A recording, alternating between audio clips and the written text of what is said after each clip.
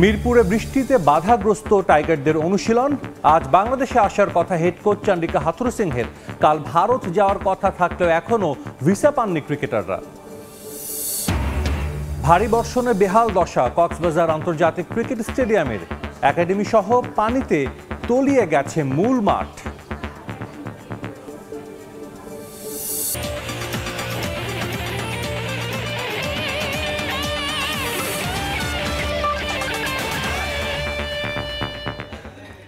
বিশ্বের নানা প্রান্তের খেলাধুলার খবর নিয়ে আমাদের নিয়মিত আয়োজন খেলার সময়।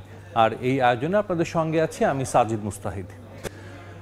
প্রধান উপদেষ্টার সংবর্ধনার পর এবার পাকিস্তানে ঐতিহাসিক টেস্ট সিরিজ জয়ের জন্য বড় অঙ্কের বোনাস পাচ্ছেন জাতীয় দলের ক্রিকেটাররা। আজ বিকেলে রাজধানীর একটি 5 তারকা হোটেলে আড়ম্বরপূর্ণ আয়োজনে ক্রিকেটারদের হাতে এই বোনাসের অর্থ তুলে দেবেন যুব ও ক্রীড়া উপদেষ্টা আসিফ মাহমুদ সজীব ভুইয়া। টেস্ট সিরিজ জয়ে 3 কোটি 20 লাখ টাকার বোনাস পাবেন তারা। বিষয়টি নিশ্চিত করেছে ক্রিকেট বোর্ডের মিডিয়া বিভাগ। ক্রিকেট মানেই অর্থের ঝনঝনানি। ম্যাচ খেললে টাকা, একাদশে না থেকে বেঞ্চ গরম করলেও টাকা, জিতে গেলে বোনাস। আর তা যদি হয় আইসিসি র্যাঙ্কিং এর উপরের সারির দল, তাহলে তো পোয়া বারো। কারণ তখন বোনাসের অঙ্ক বাড়ে তর। বৃহস্পতিবার কার্যালয়ে নিয়ে সংবর্ধনাও দেন ক্রিকেটারদের, কথা বলেন তাদের নানাবিধ বিষয় নিয়ে। কিন্তু সেসব ছাপিয়ে এবার আরো বড় পুরস্কার পেতে যাচ্ছেন সিরিজ জয়ী দলের সদস্যরা। বিসিবির কাছ থেকে এবার আর্থিক বোনাস পাবেন তারা, যার পরিমাণ 3 কোটি 20 লক্ষ টাকা। এবারের এই পুরস্কার ক্রিকেটারদের হাতে তুলে দেবেন অন্তর্বর্তীকালীন সরকারের যুব ও ক্রীড়া উপদেষ্টা আসিফ মাহমুদ সজীব ভুইয়া। ঐতিহাসিক জয় তাই ক্রিকেটারদের ব্যাংক ব্যালেন্স বাড়িয়ে দিচ্ছে বেশ ভালো রকম। 2 ম্যাচের জন্য 8 লাখ আর সিরিজের জন্য বাড়তি আরো 4 লাখ মিলিয়ে একজন ক্রিকেটার পাবেন 12 লাখ টাকা। তবে রাওয়ালপিন্ডিতে 10 উইকেটে ম্যাচ জেতার পর বিসিবি থেকে বোনাস দ্বিগুণ করার ঘোষণা আসায় এ যাত্রায় তাদের অ্যাকাউন্টে ঢুকবে জনপ্রতি 16 লক্ষ টাকা। সঙ্গে যোগ হবে আরো 80 লাখ টাকা, যা ভাগ হবে ক্রিকেটারদের মধ্যে।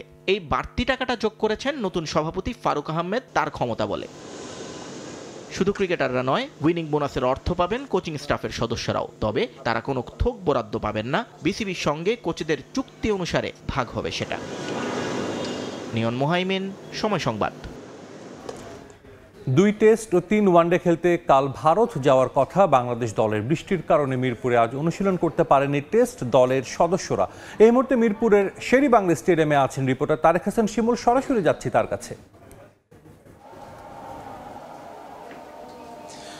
ভারত সফর সামনে রেখে গেল 8 তারিখ থেকে যে অনুশীলন চলছিল মিরপুরে, সেই অনুশীলন কিন্তু আজকেও হওয়ার কথা ছিল। যেহেতু এরই মধ্যে দলও ঘোষণা হয়ে গেছে ভারতের বিপক্ষে টেস্ট সিরিজের জন্য, এবং কি মূল দল নিয়ে কিন্তু আজকে অনুশীলন করার কথা ছিল। বৃষ্টির বাধায় কিন্তু সেই অনুশীলন আজকে সম্ভব হয়নি। এবং আজকে আমরা যেমনটা দেখেছি যে বৃষ্টির কারণে টেস্ট দলের ক্রিকেটাররা অনুশীলন না করলেও যারা লাল বলের ক্রিকেটার রয়েছেন, অর্থাৎ টি-20 খেলবেন বা টি-20 স্কোয়াডের যা সদস্যরা রয়েছে, যদিও দল ঘোষণা হয়নি, হয়তো তাদের মধ্য থেকে আসলে দলটা ঘোষণা করা হবে, তারা কিন্তু মাঠে এসে আসলে ফুটবল খেলায় মেতেছিলেন। আমরা দেখেছি আফিফকে দেখেছি, পাশাপাশি যদি বলি শামীম হোসেন পাটোয়ারি থেকে শুরু করে রাকিবুল, যারা আসলে জুনিয়র ক্রিকেটার রয়েছেন, তারা কিন্তু এখানে লম্বা সময় ফুটবল খেলেছেন। এবং কি এর পরবর্তীতে আসলে দেখেছিলাম যে মমিনুল হকের দিক দিয়ে আসলে হেঁটে যাচ্ছিলেন ড্রেসিং রুমের দিকে। আসলে ক্রিকেটারদের অনুশীলনের একটা প্রস্তুতি ছিল, যদিও সেই বাধাটা এসেছে বৃষ্টির কারণে। এবং কি যেহেতু বৃষ্টি, এবং কি তারাও কিন্তু আমরা অনেক সময় দেখি যে ক্রিকেটাররা ফুটবল খেলায় মাতেন, সামনে যেহেতু সিরিজ রয়েছে, ইনজুরির একটা সংখ্যা থাকে যদি এই ধরনের খেলতে গিয়ে কোনো ধরনের চোটে পড়েন, সেই কারণে কিন্তু তারা এই খেলা মানে ফুটবল খেলাতেও অংশ নেয়নি। আজকে বিকেলে একটি অনুষ্ঠান রয়েছে যেখানে আসলে পাকিস্তানের বিপক্ষে যে সিরিজটি বাংলাদেশ জিতেছে, ঐতিহাসিক সিরিজ, সেই সিরিজ জয়ের উপলক্ষে কিন্তু মানে ক্রীড়া উপদেষ্টার পক্ষ থেকে ক্রিকেটারদেরকে সংবর্ধনা দেওয়া হবে, আর্থিক পুরস্কারের বিষয় রয়েছে। একটু জানাই যে আসলে কালকে বাংলাদেশ দল সফর করবে, এবং কি চান্ডিকা হাথুরুসিংহে এখনও দেশে আসেনি। আজকে 10:30টায় কিন্তু বাংলাদেশে আসবেন চান্ডিকা হাথুরুসিংহে, এবং কি তারপর দিন অর্থাৎ 15 তারিখ কিন্তু তারা সফর করবেন ভারতের উদ্দেশ্যে। এবং কি ভিসা সংক্রান্ত যে বিষয়টির জটিলতা ছিল, যেহেতু বাংলাদেশে আসলে হাসিনা সরকারের পতনের পরে একটা এই উদ্ভূত পরিস্থিতির কারণে ভিসা সংক্ষিপ্ত করে দেওয়া হয়েছিল, এবং কি পরবর্তীতে যখন চালু হয়েছে ক্রিকেটাররা আবেদন করেছেন, সেই আবেদন আবেদনের প্রেক্ষিতে কিছুটা বিলম্ব হলেও কিছুক্ষণ আগে আসলে জানতে পেরেছি যে ক্রিকেটারদের ভিসা হয়েছে এবং কি যারা পাশাপাশি যে কর্মকর্তারা রয়েছেন তারাও কিন্তু ভিসা পেয়েছেন এবং কি যেই নির্ধারিত সূচি রয়েছে সেই সূচি অনুযায়ী আসলে বাংলাদেশ দল সফর করবে। তো আমার কাছে এই ছিল সবশেষ খবর মিরপুর থেকে।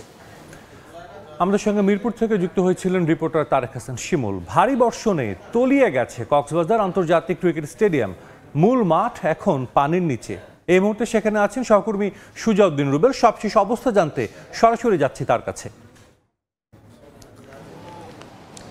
টানা ভারী বর্ষণ, বিশেষ করে রেকর্ড পরিমাণ বৃষ্টিপাত, যার কারণে কক্সবাজারের অনেক সড়ক মহাসড়ক যেমন তলিয়ে গিয়েছে, ঠিক তেমনি আমরা এখন যেখানে দাঁড়িয়ে রয়েছি কক্সবাজার আন্তর্জাতিক ক্রিকেট স্টেডিয়াম, আমরা এখন যে মাঠটিতে দাঁড়িয়ে রয়েছি এটি হচ্ছে একাডেমি মাঠ। একাডেমি মাঠের যে প্রায় হাঁটু পরিমাণ পানি। পুরো স্টেডিয়ামের 3টি মাঠ রয়েছে, মূল মাঠ এবং একাডেমি মাঠ, পাশাপাশি অনুশীলন মাঠ। এই 3টি মাঠেই এখন গতকাল যে টানা বৃষ্টি, এর আগের যে বৃষ্টি, গত কয়েকদিনের টানা বৃষ্টির কারণে এখনো পর্যন্ত পানি আমরা ঢুকতে আসলে দেখতে পেয়েছি। বিশেষ করে স্টেডিয়ামের বাইরে যে নালা নর্দমাগুলো রয়েছে পৌরসভার, সেই নালা নর্দমাগুলোর উপচে পানি, ময়লা আবর্জনা সহ পুরো যে ব্যবস্থাপনা সেটি কিন্তু আমরা লক্ষ্য করছি পুরো স্টেডিয়ামের ভেতরে ঢুকে পড়েছে এবং ময়লা আবর্জনা থেকে শুরু করে যে ধরনের যে পানি পুরো মাঠগুলো ডুবে রয়েছে। বিশেষ করে আমরা যেটি লক্ষ্য করছি, এখানে যারা গ্রাউন্ডসম্যান রয়েছে তাদের সাথেও কথা বলেছি, তারা বলছে যে পরিস্থিতি পানি ঢুকেছে, গত 3 দিন ধরে এখানে পানি ঢুকেছে, পুরো পানি ঢুকে 3টি মাঠই এখন অনুপযোগী হয়ে পড়েছে এবং পানিতে তলিয়ে রয়েছে। যেহেতু বাইরের নালা নর্দমাগুলো এখনো পর্যন্ত পানিতে তলিয়ে রয়েছে এবং পানি উপচে পড়ছে রাস্তাঘাটে, সেই ক্ষেত্রে এই স্টেডিয়ামের যে পানিগুলো সেটি যে বাইরে চলে যাবার বা যে প্রবেশদ্বার সেই এখনো পর্যন্ত আসলে নাই, যার কারণে পানি আরো বাড়ছে। রাস্তা থেকে নালা থেকে পানিগুলো ঢুকে পুরো স্টেডিয়াম এখন পানিতে তলিয়ে রয়েছে। আমরা এখানে ভেন্যু ম্যানেজার রয়েছে তার সঙ্গে কথা বলেছিলাম, তিনি যে বিষয়টি বলছে, আগামী অক্টোবরের মাঝামাঝিতে এখানে NCL এর খেলা অনুষ্ঠিত হবে। সেই ক্ষেত্রে যে মাঠ যদি পানি সরে যাওয়ার পর তারা দ্রুত সময়ের মধ্যে কাজ শুরু করবেন যাতে মাঠে খেলা পরিচালনা করা যায়, সেই বিষয়টি তারা বলছেন। কিন্তু আমরা এখন পর্যন্ত আসলে যে পরিস্থিতি, যে পানি হাঁটু পরিমাণ পানি, যেখানে যে 3টি মাঠ রয়েছে, একদিকে মূল মাঠ এবং মূল মাঠের পাশে যে একাডেমি মাঠ, এই 2 মাঠেই কিন্তু জাতীয় লিগের খেলাগুলো অনুষ্ঠিত হয়। যে অবস্থা, এই অবস্থায় আমরা গ্রাউন্ডসম্যানের সঙ্গে কথা বলেছিলাম, তিনিও কিছুটা বিব্রতকর অবস্থায় পড়েছেন, যেহেতু পানি যদি সরে না যায় তাহলে তাদের পুরো মাঠটি আবার তৈরি করা অনেকটাই কষ্টসাধ্য হয়ে পড়বে। তো এই ছিল আমার কাছে কক্সবাজার আন্তর্জাতিক ক্রিকেট স্টেডিয়াম থেকে সবশেষ। আমাদের সঙ্গে যুক্ত হয়েছিলেন কক্সবাজার থেকে সহকর্মী সুজাউদ্দিন রুবেল। ইতিহাস হয়ে রইল নয়ডা আন্তর্জাতিক ক্রিকেট স্টেডিয়াম। বৃষ্টিতে পরিত্যক্ত হয়েছে আফগানিস্তান ও নিউজিল্যান্ডের মধ্যকার একমাত্র টেস্ট। 5 দিনেও কোনো বল মাঠে না গড়ানোই পরিত্যক্ত ঘোষণা করা হয় ঐতিহাসিক এই টেস্ট ম্যাচটি। বৃষ্টির কারণে ম্যাচে টসও করাও সম্ভব হয়নি। নয়ডার ভেজা আউটফিল্ড ও পয় নিষ্কাশন ব্যবস্থা ভালো না হওয়ায় শেষ পর্যন্ত কোনো উপায় না পেয়ে পঞ্চম ও শেষ দিনে পরিত্যক্ত করা হয় 2 দলের এই ম্যাচ। এশিয়ায় প্রথমবারের মতো ঘটল এমন ঘটনা। গ্রেটার নয়ডায় 5 দিন ধরেই ছিল মেঘ বৃষ্টির খেলা, আর তাতেই কপাল পুড়ল আফগানদের। নিউজিল্যান্ডের বিপক্ষে আফগানিস্তানের প্রথম টেস্ট, প্রথমবারের মতো খেলা এই টেস্ট নিশ্চিতভাবেই আফগান ক্রিকেটের ইতিহাসের অংশ হওয়ার কথা ছিল। তবে সেটা যে এভাবে ইতিহাসের পাতায় ঠাঁই করে নেবে তা ভাবেননি 2 দলের সমর্থকরাও। আন্তর্জাতিক ভেন্যুর স্বীকৃতি পেলেও নিয়মিত গ্রেটার নয়ডা আন্তর্জাতিক ক্রিকেট স্টেডিয়ামে ম্যাচ খেলে না ভারত। ভারী বৃষ্টিপাতের সঙ্গে গ্রেটার নয়ডায় আফগানিস্তান ও নিউজিল্যান্ডের টেস্ট ম্যাচ মাঠে গড়াতে পারেনি ভেজা আউটফিল্ড ও মাঠের অপ্রত্যাশিত বাজে পানি নিষ্কাশন ব্যবস্থার কারণে। টানা 4 দিন কোনো বল মাঠে না গড়ানো টেস্টের শেষ দিনেও বৃষ্টি, শেষ পর্যন্ত হয়েছেও তাই। টেস্টের 5ম দিনে এসে পরিত্যক্ত ঘোষণা করা হয়েছে আফগানিস্তান ও নিউজিল্যান্ডের একমাত্র সাদা পোশাকের ম্যাচটি। হোটেলে শুয়ে বসেই চরম বিরক্ত 2 দলের ক্রিকেটাররাও। বেশ কয়েকদিন ধরেই দিল্লি ও আশেপাশের এলাকা জুড়ে নিয়মিতই অতি বৃষ্টিপাত হয়ে আসছিল। আন্তর্জাতিক ক্রিকেট মাঠ হলেও ভারত সেখানে নিয়মিত না খেলায় ভঙ্গুর পানির নিষ্কাশন ব্যবস্থা ও আউটফিল্ড, এতে কয়েক ঘন্টা বৃষ্টি হলেই সেখানে ম্যাচ চালানো প্রায় অসম্ভব হয়ে ওঠে। এবারের টেস্ট অন্তত সেটারই প্রতিচ্ছবি। মাঝে রোদ দেখা দিলেও আউটফিল্ডের অবস্থা করুণ হওয়ায় খেলা শুরু করা সম্ভব হয়ে ওঠেনি। মাঠ কর্মীরা অবশ্য নিজেদের চেষ্টার কমতি রাখেননি। ফ্যান দিয়ে মাঠ শুকানোর চেষ্টার পাশাপাশি আউটফিল্ডের ভেজা অংশের ঘাসের ব্লক তুলে নতুন ব্লক বসানো হয়েছিল। এত কিছুর পরও ঐতিহাসিক টেস্টের টস পর্যন্ত করা সম্ভব হয়নি।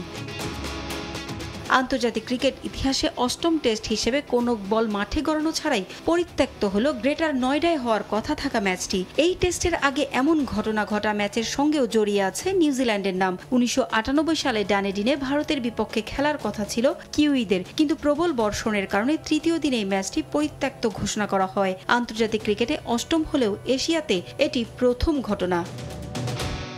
পারভিন আক্তার, সময় সংবাদ। জয়ের লক্ষ্য নিয়ে চাইনিজ তাইপের যুব এশিয়ান আর্চারি চ্যাম্পিয়নশিপে যাবে বাংলাদেশ। নিয়মিত অনুশীলন ক্যাম্প চলায় আর্চারদের প্রস্তুতিতে নেই কোনো ঘাটতি। প্রতিযোগিতায় নিজেদের সর্বোচ্চটা উজাড় করে দিতে চায় আর্চাররা, আর পদক জিততে পারলে অর্থ পুরস্কারের ঘোষণা দিয়েছে ফেডারেশন। গভীর মনোযোগ সঙ্গে নিখুঁত নিশানাবাজি, ন্যাশনাল ক্যাম্পে আর্চাররা প্রস্তুতি নিচ্ছেন যুব এশিয়ান চ্যাম্পিয়নশিপের জন্য। অলিম্পিকে সরাসরি অংশ নিলেও সফলতার দেখা পায়নি বাংলাদেশের আর্চাররা। এবার এশিয়ার প্রতিযোগিতামূলক এই আসরে সে আক্ষেপ গোছাতে চায় তারা।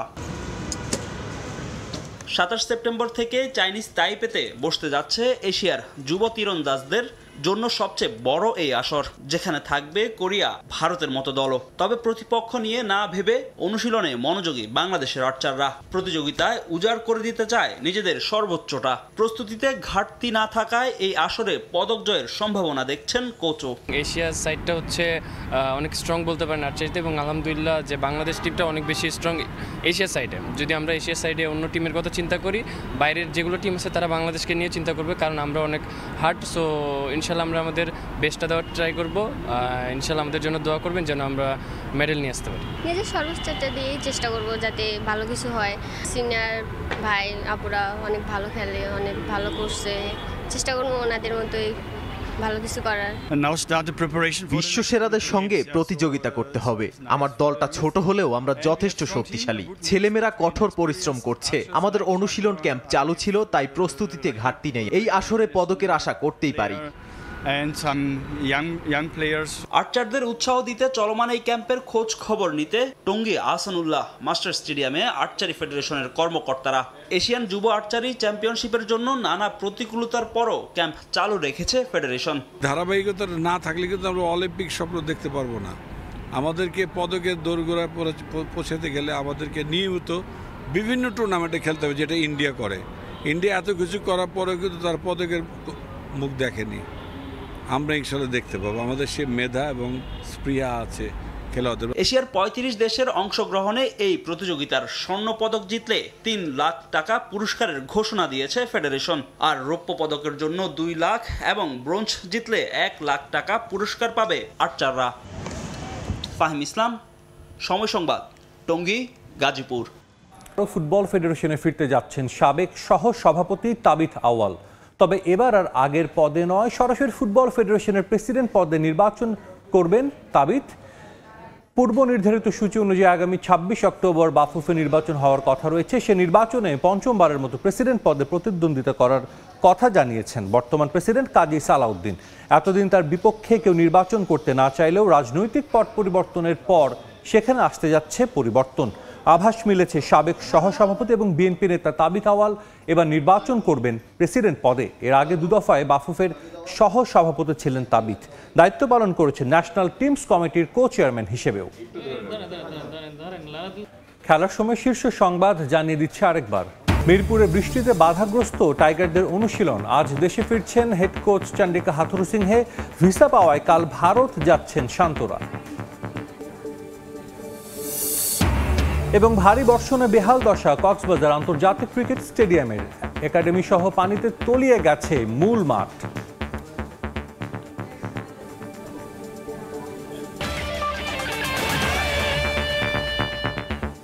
এই ছিল খেলার সময়, সঙ্গেই থাকুন সময়।